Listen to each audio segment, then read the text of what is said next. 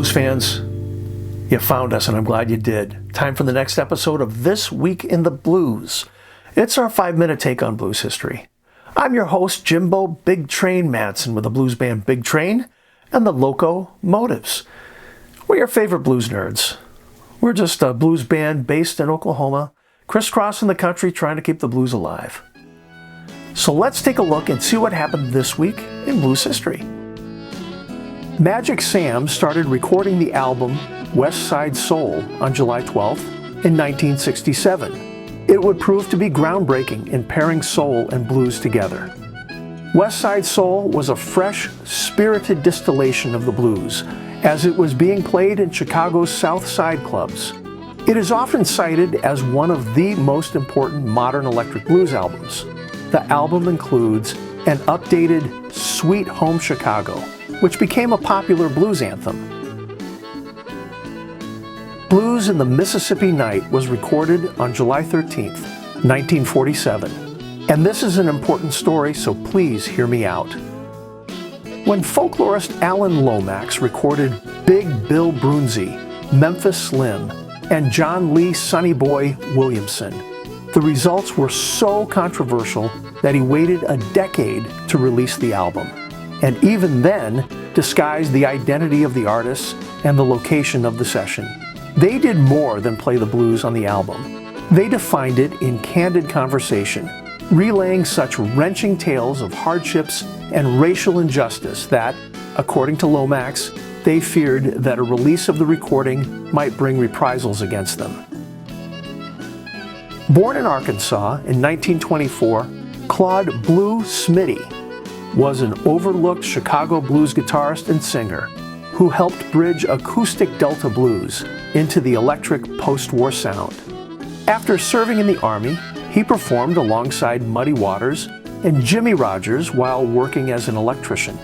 In 1952, he recorded several strong sides for Chess Records, including Sad Story and Date Bait, but his career never gained major traction. Though largely forgotten outside blues circles, Blue Smitty's recordings remain respected examples of classic early electric Chicago blues.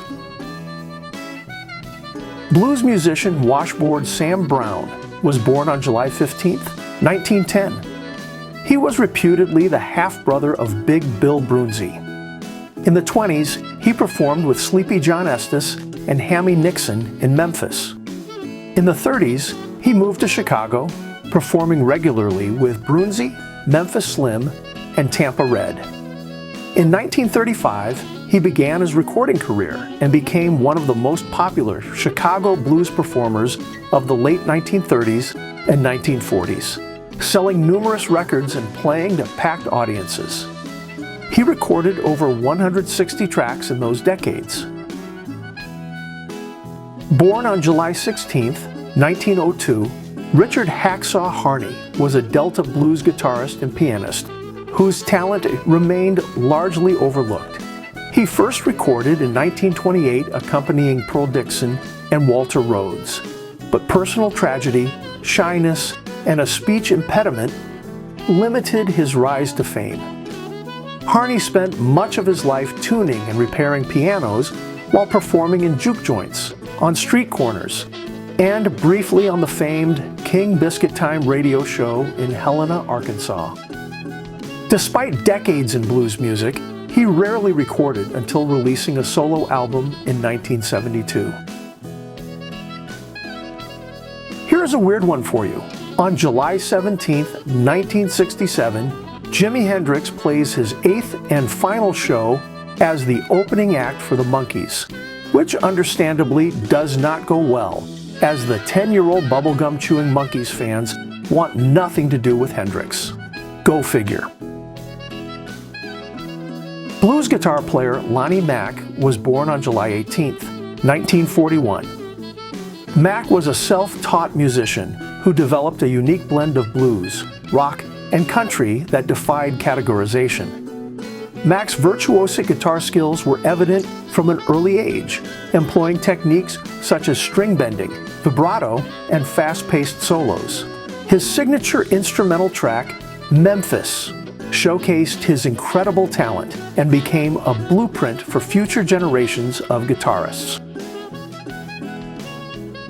All right, blues fans, if you want to know more about these stories or other things that happened this week in the blues, then head over to BigTrainBlues.com and explore the archives. Better yet, follow us on social media and see every blues history post. We'll be back next week with more blues stories, legends, and history. Until then, we will see you at the next stop.